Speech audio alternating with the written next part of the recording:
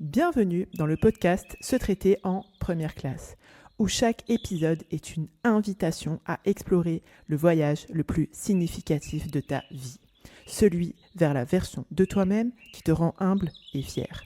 Je suis Émilie Antoine, psychologue, experte en gestion mentale et émotionnelle. Je suis également la fondatrice de mapsyenlignechaismoi.fr. Ici, nous croyons fermement que se traiter en première classe n'est pas un caprice, mais un acte d'amour et de considération envers soi-même et envers autrui. Dans ce podcast, je te donne des clés pour dépasser tes croyances limitantes, tes blocages, tes autosabotages et faire évoluer ton mindset et ta gestion émotionnelle sans souffrir et sans galérer. Ensemble, nous allons dénouer les nœuds qui t'empêchent d'être une femme plus confiante, plus sereine, plus épanouie.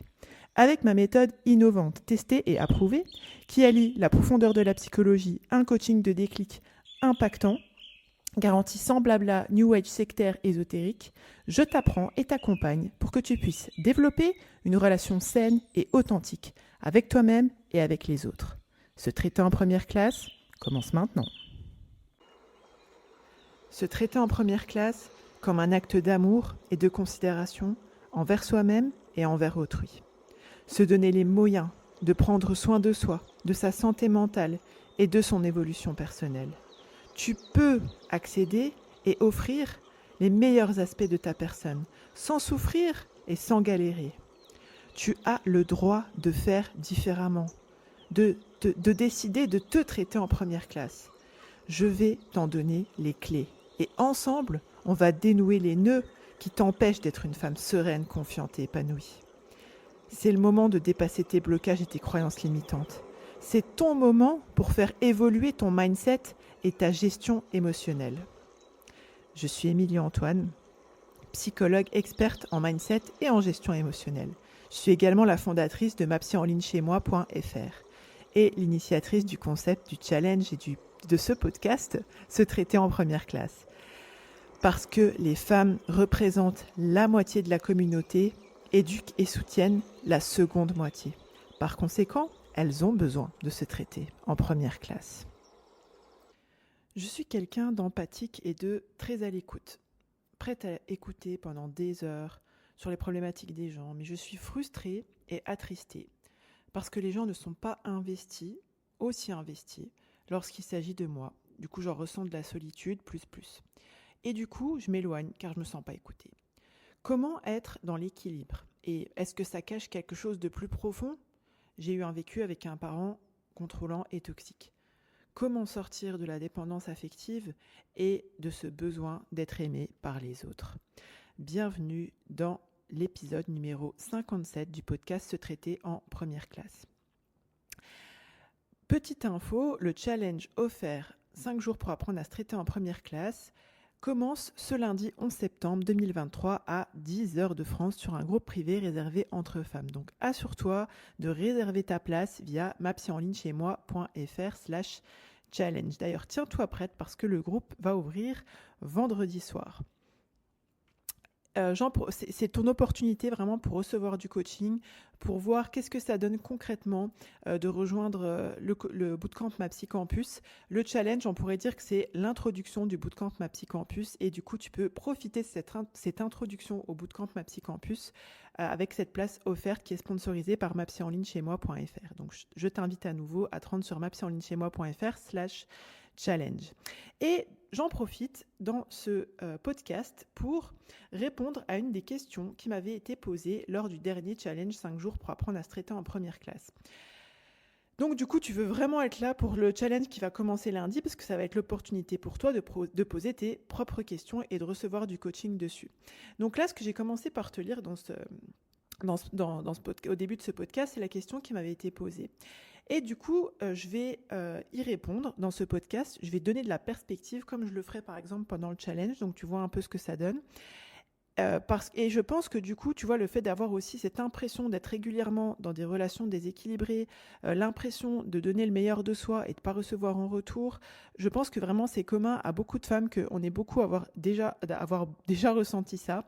Et du coup, je voudrais aussi t'adresser que tu n'es pas la seule, ça a été ton cas aussi. Il y a beaucoup de femmes qui sont généreuses, empathiques et sympathiques et qui ensuite traversent cette tristesse, cette frustration à un moment donné. Donc bienvenue dans cet épisode. Dans cet épisode 57, je vais te donner un peu d'explication. Bien sûr, c'est des hypothèses. Dans l'absolu, chaque situation est unique, on est bien d'accord. Pour voir qu'on analyse ensemble qu'est-ce qui fait qu'on se retrouve dans ce genre de relation déséquilibrée et comment justement on peut inverser la vapeur pour être et se sentir, nous aussi, pour que toi aussi, tu puisses te sentir aussi épaulé quand tu en as besoin. Donc si tu veux aller plus loin dans la compréhension et la maîtrise de ton mental et de tes émotions, sache que les portes du Bootcamp MAPSY Campus vont ouvrir après le challenge. Le coaching du premium du Bootcamp MAPSY Campus aide les femmes justement à dépasser leurs blocages psychologiques, leurs croyances limitantes en éliminant le manque d'estime de soi et de confiance à long terme et en obtenant une meilleure connaissance et une meilleure maîtrise de leur mindset, c'est-à-dire de leur état d'esprit, de leurs pensées et de leurs émotions. Donc comme je te disais tout à l'heure, du coup, à l'occasion de cette rentrée du Bootcamp MAPSY Campus, MAPSY en ligne chez moi vous offre le challenge 5 jours pour apprendre à se traiter en première classe.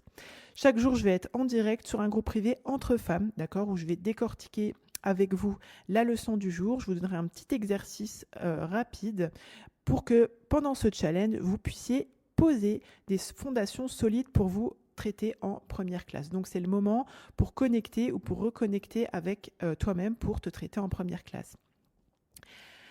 Alors justement, qu'est-ce que ça cache ? Parce que quand je t'ai lu tout à l'heure la question de la participante du challenge, donc je vais te relire brièvement la question. Je suis quelqu'un d'empathique et de très à l'écoute des autres, prête à les écouter pendant des heures sur leurs problématiques, mais je suis frustrée et attristée car les gens ne sont pas aussi investis lorsqu'il s'agit de moi. Donc elle mettait entre parenthèses solitude plus. Et du coup je m'éloigne car je me sens pas écoutée. Elle me demandait comment être dans l'équilibre et est-ce que ça cache quelque chose de plus profond. Tu te doutes bien que c'est effectivement le cas. D'ailleurs, entre parenthèses, elle avait mis vécu avec un parent contrôlant et toxique. Et puis elle avait posé c'était sous forme d'une deuxième question, mais je vais le traiter quand même dans ce podcast parce que c'est profondément lié. Et d'ailleurs, le fait qu'elle ait posé les questions les unes à la suite des autres, on ressent déjà que inconsciemment, plus ou moins consciemment, elle sait que c'est lié. Elle disait comment sortir de la dépendance affective et de ce besoin d'être aimé par les autres. Qu'est-ce que ça cache ? Je vais rebondir ça. Quand elle dit qu'est-ce que ça cache ? Donc déjà, je pense que quand cette participante disait qu'est-ce que ça cache, on voit déjà qu'elle a conscience du fait qu'elle a été structurée d'une manière qui n'est pas saine. Ça, on le voit quand elle dit qu'elle a eu un parent contrôlant et toxique. Elle sait plus ou moins consciemment que ça a eu un impact sur sa manière de se positionner vis-à-vis des autres, d'accord ? La dépendance affective en est une conséquence, en fait. Parce que dépendance affective, quand on parle de dépendance affective, on parle de dépendance affective vis-à-vis des autres, en fait. Ou les conséquences de la dépendance affective, parmi lesquelles le fait que, le comportement de l'autre, l'émotion, etc., fasse la pluie et le beau temps sur toi, en fait. Que vraiment, pour pouvoir te sentir bien émotionnellement, etc., tu as cruellement besoin de validation, besoin qu'on s'occupe de toi, qu'on te donne de l'attention, etc. D'une part. D'autre part, on voit que, alors ce qui se produit souvent quand on a eu un parent contrôlant, toxique, etc., c'est qu'on a intégré qu'il faut pouvoir se sacrifier pour être aimé, d'accord ? Ce qui est généralement, comme je te disais, ce qui est généralement attendu dans une relation toxique, il y en a toujours un qui se sacrifie pour l'autre. La personne qui a des mécanismes toxiques, elle a cette considération que la personne en face d'elle doit se sacrifier, doit se mettre de côté à son bénéfice, si je peux dire ça comme ça. D'accord. Donc là, je vais continuer d'approfondir pourquoi on se retrouve dans une situation comme ça. On voit déjà que elle dit « je suis quelqu'un d'empathique », d'accord ? Donc là, très clairement, je pense que tu as une conception, que ce soit toi j'avais répondu à sa question au cours du live, mais là, je veux profiter de la réponse que je lui avais donnée. En fait, elle a une conception de l'empathie qui lui porte préjudice. Parce que, en fait, déjà, quand tu es empathique, tu te mets à la place de l'autre, tu ne te sens pas responsable, en fait, de sorte à ce que tu te retrouves dans des heures, à écouter des heures, une problématique, en fait, d'accord ? L'empathie, c'est la capacité de se mettre à la place de l'autre, de ressentir ce que la personne, elle ressent. J'avais fait un podcast pour décrire ça, donc je vous renvoie vers le podcast la différence entre l'empathie et la sympathie, d'accord ? Et là, clairement, on voit qu'elle a une conception de l'empathie qui lui porte préjudice, parce qu'elle pense que parce qu'elle est quelqu'un d'empathique, elle écoute les autres et sacrifie son temps, hein, réellement, euh, parce qu'elle est empathique, en fait, ce qui est totalement faux, en fait. Déjà, être empathique, c'est pas ça, et je ne pense pas que ce soit ça qui la pousse en fait à écouter pendant des heures. Et le problème en fait, c'est que quand, par exemple, je suis certaine que la personne qui a posé cette question-là, elle pense que l'empathie c'est une qualité en fait, c'est quelque chose de bien chez les êtres humains.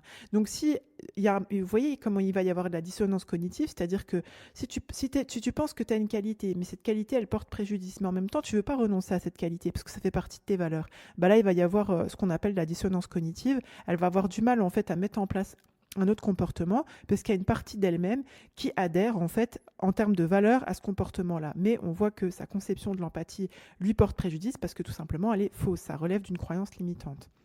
Autrement dit, elle confond, ça pourrait être formulé sous le prisme d'un autre point, tu confonds soutenir et assister, c'est-à-dire remplacer les gens dans leur gestion émotionnelle. Qu'est-ce que j'entends là? Déjà, pareil, quand tu te considères être une personne empathique, que c'est une valeur forte pour toi, que tu as à cœur de soutenir les gens, eh bien, il y a une très, comment dirais-je, une très fine limite entre tu soutiens les gens et tu les assistes. C'est-à-dire que il y a une différence entre tu amènes quelqu'un, je te grossis le trait, hein, mais ce serait un peu si je te donnais une métaphore entre tu charges quelqu'un sur ton vélo tous les jours pour l'amener au boulot et tu lui apprends à faire du vélo pour qu'il puisse y aller tout seul. Bah toi, en fait, tu charges la personne sur ton vélo tous les jours, tu vois. Donc ça, c'est assister. Ça te rend ni service à toi, ni la personne en face d'elle, parce que ça la dérobe, si je peux dire ça comme ça. Enfin, c'est elle qui crée ça, on est d'accord. Hein, t'es pas là. Vous êtes co-responsable, si je puis dire. Au lieu de faire ce travail justement sur elle pour pouvoir gérer son mental, son émotionnel, etc., bah, elle se déverse telle une poubelle émotionnelle sur toi pendant des heures et des heures, ce qui ne lui profite pas à elle réellement, et ça ne te profite pas du tout à toi parce que tu n'es pas une poubelle émotionnelle.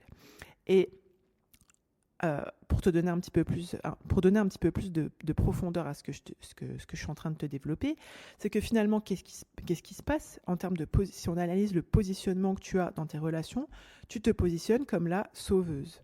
Donc, les gens, probablement, hein, bien sûr, tout ça c'est des hypothèses, d'accord? Probablement, tu te positionnes comme la sauveuse parce que, c'est un point que je vais décrire après, tu penses que c'est comme ça déjà qu'il faut te sacrifier et en plus que c'est comme ça que tu vas recevoir de l'amour et des relations où il y a un échange de bons procédés, si je peux dire ça comme ça.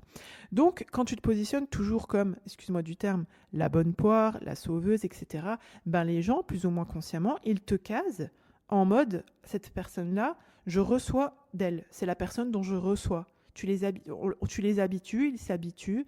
Encore une fois, je te blâme pas. Je suis juste en train d'analyser ce qui se passe, d'accord? Tu les habitues à être en mode recevoir. Ils te voient, toi, imagine, ils te voient, toi, dans leur tête, la case qui s'allume, c'est « Ah, je reçois ». Recevoir, recevoir, recevoir, d'accord? Ça découle directement d'un style d'attachement, et ça pourrait être un autre point. Qui fait que tu t'entoures de personnes dépendantes. Je fais l'hypothèse que tu as un style d'attachement, on pourrait dire anxieux, d'accord? Tu te sens pas sécure, en fait, tu ne sens pas en sécurité dans ton lien d'attachement, bah, justement parce que tu as eu un parent contrôlant et toxique, donc souvent, effectivement, la conséquence, c'est qu'on a un type d'attachement, un style d'attachement, pardon, un style d'attachement anxieux, insécure en fait, qui fait qu'on va se positionner d'une certaine manière dans comment on pense recevoir l'amour, la considération, etc. Et du coup, bah, toi-même, tu vas non seulement être dépendante du retour que tu vas avoir quand tu donnes, mais aussi t'entourer de personnes dépendantes, parce que dès qu'elles vont avoir un problème, une contrariété, une émotion négative, elles vont dégainer le téléphone, elles vont passer un coup de fil, d'accord, ou elles vont se pointer chez toi, au choix, d'accord? Et une autre conséquence du coup quand tu as été matrixé comme ça par un parent contrôlant, toxique, etc., et que tu n'as pas eu encore l'opportunité de faire un travail sur toi, de conscientisation, de connaissance, etc., je vais développer ces points-là par la suite.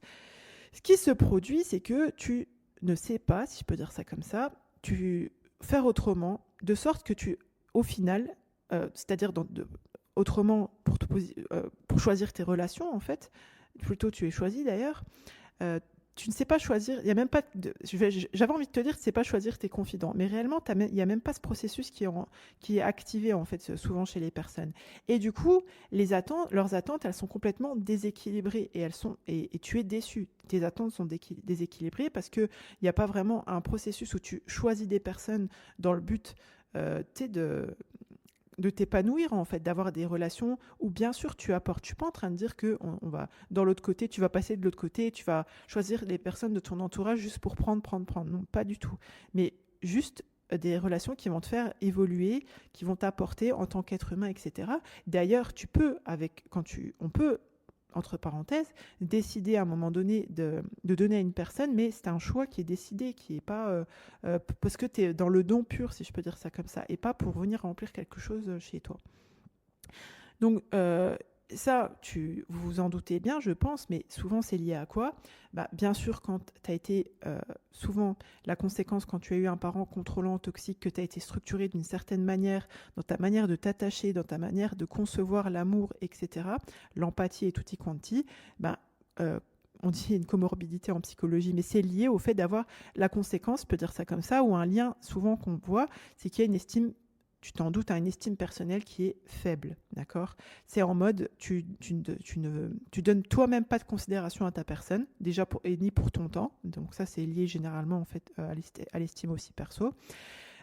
Donc l'estime personnelle est faible et du coup les croyances limitantes que tu as sur l'amour, ta valeur, ce que tu mérites, etc. en tant que femme, prennent toute la place. Donc forcément, tu poses des actions en fonction de tes croyances, en fait, de ce que tu attends des autres, de comment tu penses qu'il faut se positionner par rapport aux autres, etc., de ton système de croyances, de valeurs, de principes, etc. Ça va structurer tes actions. Et comme tu as des croyances négatives, des croyances limitantes, des croyances négatives, tu appelles ça comme tu veux, tu vas mettre en place derrière des actions qui vont venir valider ces croyances limitantes-là. Exemple, je ne sais pas si tu as remarqué, admettons, à un moment donné, tu te dis, oh là là, je te dis n'importe quoi, hein, mais dans ce pays, il y a beaucoup de gens qui ont des voitures blanches, tu vois, ou quelqu'un te le fait remarquer. Tout à coup, tu vas faire que de voir des voitures blanches. Tu vas avoir l'impression de voir que des voitures blanches. Parce que tu as ce qu'on appelle, par exemple, un biais de confirmation en psychologie, tu vas tourner ton regard sur ce que tu crois, en fait, grosso modo. Donc, si tu as des croyances limitantes sur ton estime personnelle, ce que tu crois mériter ou pas, ça va avoir un impact sur tes actions, la manière dont tu vas regarder tes actions, interpréter les situations, etc. Et je rajoute un point, c'est que probablement si tu n'as pas conscience de tes vrais besoins, parce que forcément si tu as été à la botte, tu vois, de quelqu'un qui était contrôlant, toxique, que tu as été dans des relations qui étaient unilatérales, qui étaient malsaines, en fait, tu n'as pas eu l'opportunité de te tourner vers toi-même, si je peux dire ça comme ça, pour non seulement te poser la question, mais aussi prendre conscience de tes vrais besoins relationnels notamment. Et du coup, forcément, si tu n'as pas conscience de ça, que tu n'as pas eu l'opportunité d'avoir l'espace en fait en mode où tu te sens bien, en sécurité et tout ça, pour réfléchir à ça, pour conscientiser tout ça, tu vas être encore moins encline à choisir ton entourage autrement qu'en mode tu es la bonne patte pour plus ou moins consciemment escompter de l'amour en retour.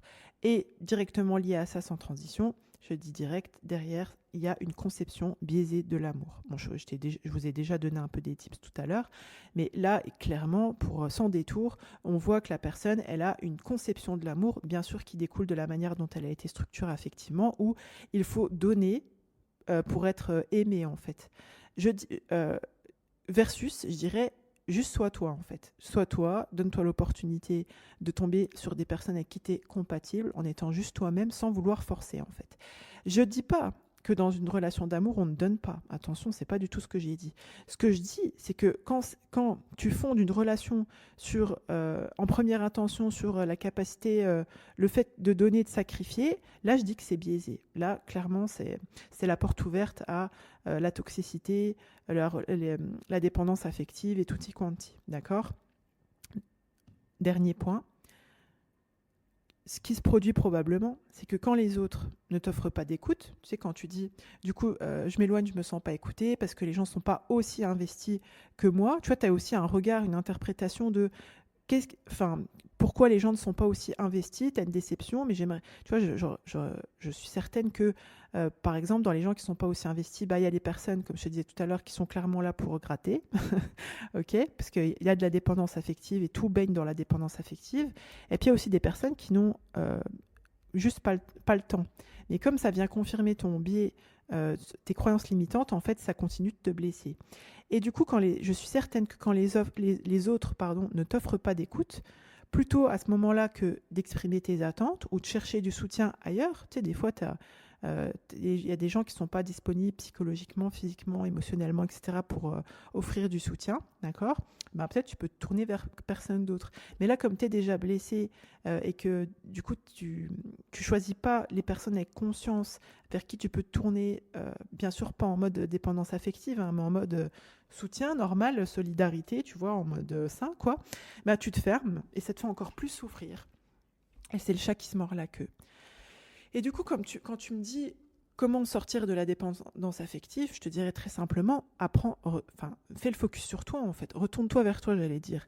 Apprends à te connaître toi, ta manière de penser, tes émotions, ta gestion émotionnelle, tes besoins, ton identité.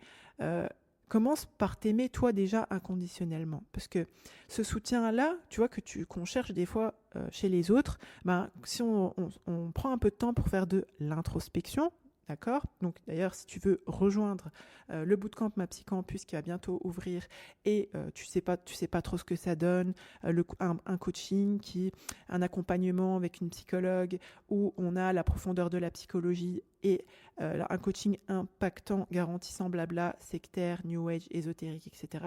Je t'invite vraiment à participer au challenge 5 jours pour apprendre à se traiter en première classe parce que je pourrais dire c'est le module introductif du bootcamp, Ma Psy Campus, donc ça te donne vraiment l'opportunité de voir si c'est quelque chose pour toi et même si c'est pas pour toi, crois-moi que tu vas, si tu participes au live ou même tu les écoutes en replay, tu fais les exercices, je t'assure que tu vas trouver un grand bénéfice à ce challenge parce qu'il y a énormément, tout simplement parce que je sais ce que je fais et en plus il y a énormément de personnes qui nous ont fait des retours en ce sens. Et du coup, si tu prends, voilà, souvent en fait on fait le constat, ce que j'étais en train de te dire, c'est que nous-mêmes on se soutient pas en fait. Tu vois ce que je veux dire, c'est que déjà quand tu sacrifies ton temps, ta personne, etc. et tout, et que tu te laisses de côté et que forcément à un moment donné ta santé mentale et ta santé physique elles en prennent un coup, ben tu te soutiens pas en fait, toi-même tu te soutiens pas déjà. Donc tu attends des autres qui te soutiennent, qui soient là pour toi, qui t'écoutent, mais toi-même tu n'écoutes pas tes besoins parce que tu n'as jamais eu l'opportunité de prendre du temps et de l'espace pour toi. Ce que je t'invite vraiment à faire, c'est d'essayer de te comprendre en fait avec de la curiosité, tu vois, sans jugement, avec de la bienveillance, parce que t'es pas coupable d'avoir été matrixé de la sorte. Tu vois, quand tu parles de la manière dont, quand je vous parlais tout à l'heure du style d'attachement, de l'éducation que cette personne probablement elle a reçue, etc. Tu n'es pas coupable en fait d'avoir été matrixé comme ça et de continuer dans ce cercle toxique. Mais vraiment, je voudrais t'inviter à prendre conscience que tu peux agir pour tourner une page sur tout ça. Il n'y a pas de fatalité. Fais une introspection. Je te conseille ici de te faire accompagner. C'est beaucoup plus rapide et tu iras beaucoup plus en profondeur et vraiment, c'est beaucoup plus puissant, si je peux dire ça comme ça, d'avoir les retours d'une personne qui est neutre et professionnelle, bien sûr, formée. Je t'invite vraiment à connecter avec toi-même, à apprendre à te connaître et décide de choisir ton état d'esprit. Parce que quand je vous parle de matrix, si je peux dire ça comme ça, c'est que on est conditionné par la société, notre culture sociétale, familiale, etc. Il y a des choses qui nous restent dans la tête, on s'en rend même pas compte et on agit en fait un peu en mode robot, en mode on réplique, parce qu'on ne prend pas ce temps justement, cette qualité de temps pour mettre de la conscience vis-à-vis de nous-mêmes et aussi dans nos relations.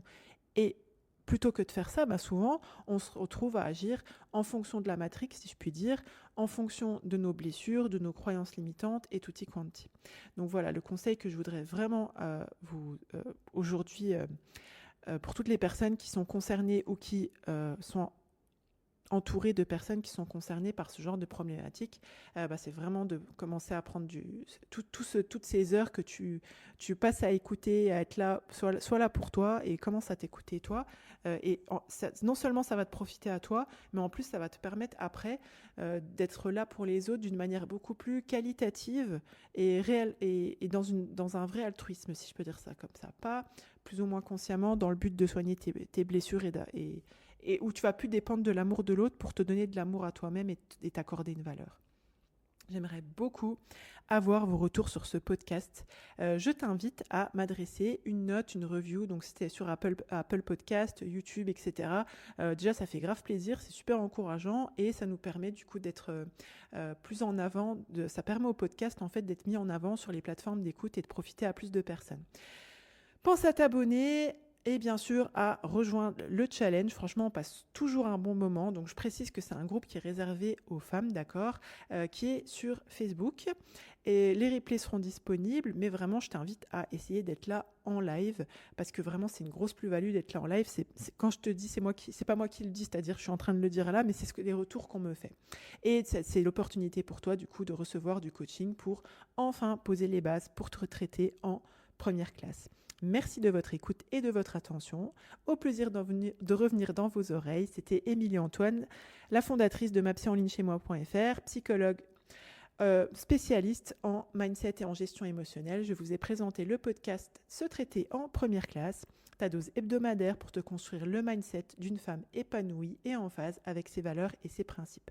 Chaque semaine, je passe pour vous donner des explications impactantes et des conseils concrets et des analyses pour que tu puisses vraiment vivre en fonction de tes aspirations, tes ambitions, tes principes et non en fonction de tes peurs, tes croyances limitantes, tes blocages, tes blessures, la matrix et tutti quanti. Pensez bien que vous êtes la première personne à bénéficier du crédit que vous accordez à votre existence et je vous dis à bientôt et surtout à lundi au sein du challenge. Si tu es prête à donner un tournant à ta vie et à embrasser pleinement l'idée de te traiter en première classe, je t'invite à rejoindre ma Psycampus. C'est le pas décisif vers une version de toi-même plus sereine, plus confiante, plus épanouie. Sur ma Psycampus, tu commenceras par découvrir les fondations de la maîtrise mentale et de la gestion émotionnelle, posant ainsi les bases saines de ton évolution. Ensuite, tu embarqueras sur un voyage transformateur qui te révélera comment accueillir ton unicité et cultiver une paix intérieure face aux défis de la vie.